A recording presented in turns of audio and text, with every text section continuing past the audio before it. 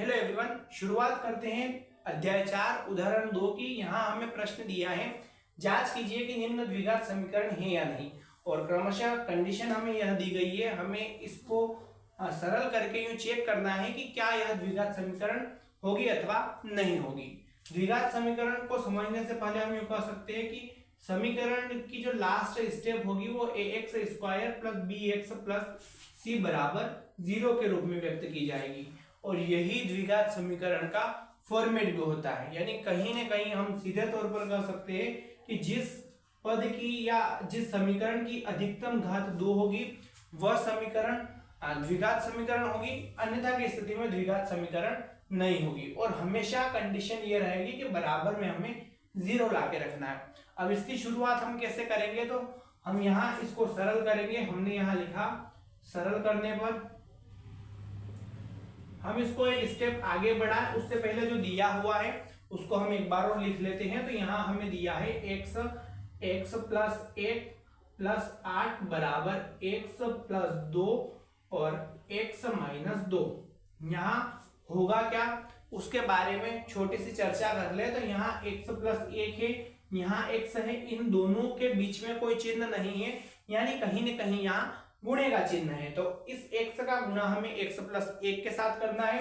गुणा कैसे होगा, तो हम कह सकते हैं कि गुणे में जो घातें होती है वो जुड़ती है, यानी वहां x और x दिया हुआ है, इन दोनों को जब हम गुणे में लिखेंगे तो ये हो जाएगा x का स्क्वायर, यानी कहीं ना कहीं इसकी घात 1 है, यहाँ भी घात 1 है। जब हम गुणा करेंगे तो गुणे में घातें जुड़ जाएगी और ये हो जाएगा x का स्क्वायर। उसके बाद होगा क्या, इस x का गुणा 1 के साथ करना है तो ये हो जाएगा 1x और बीच में चल रहा है प्लस, यहाँ है प्लस 8 बराबर।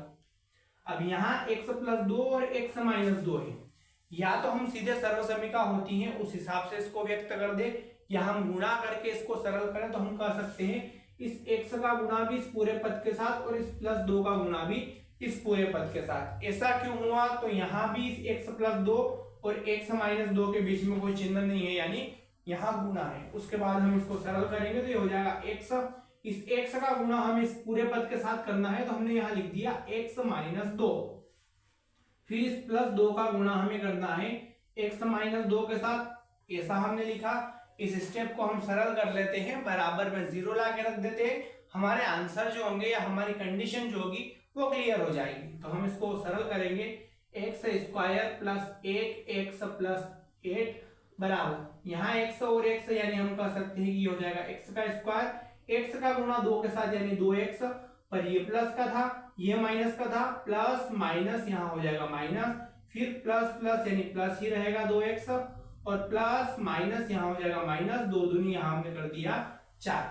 यहाँ गुणा करने के बाद जो कंडीशन कटने जैसी हो या सरल होने जैसी हो उसको हम सरल कर सकते हैं। तो ये हो जाएगा 2x एक माइनस का है, एक 2x प्लस का है। हम अगर इसको घटाएंगे तो यहाँ कुछ नहीं बचेगा, यानी इधर कंडीशन बची है x स्क्वायर माइनस 4 और उधर बची है x square plus 1x plus 8। अब हम इसे सरल कर लेते हैं और बराबर में 0 रख देते हैं। संख्याएं और अल्फाबेट हम बराबर से उधर भेजेंगे, जो प्लस का होगा बराबर से उधर जाके माइनस का हो जाएगा और जो माइनस का होगा बराबर से उधर जाके प्लस का हो जाएगा। तो यहाँ x स्क्वायर, इस एक को हम नहीं भी लिखेंगे तो यहाँ कोई फर्क नहीं पड़ेगा। हमने यहाँ लिखा x प्लस 8 और x स्क्वायर उधर जाएगा माइनस x स्क्वायर और माइनस का 4 बराबर से उधर जाके प्लस का 4 बराबर 0। एक बात और यहाँ क्लियर हो गई है कि एक x स्क्वायर माइनस का है, एक x स्क्वायर प्लस का है, ये दोनों एक दूसरे से कैंसिल हो जाएंगे।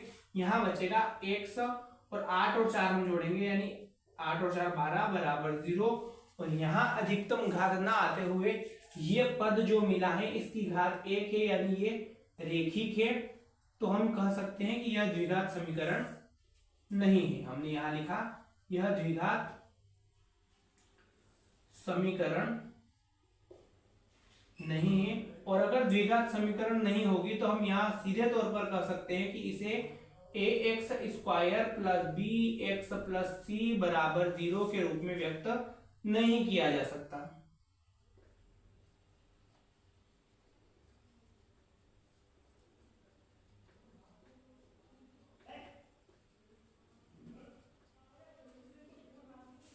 इस प्रकार से हम इन सवालों को बड़ी ही आसानी से सरल कर सकते हैं।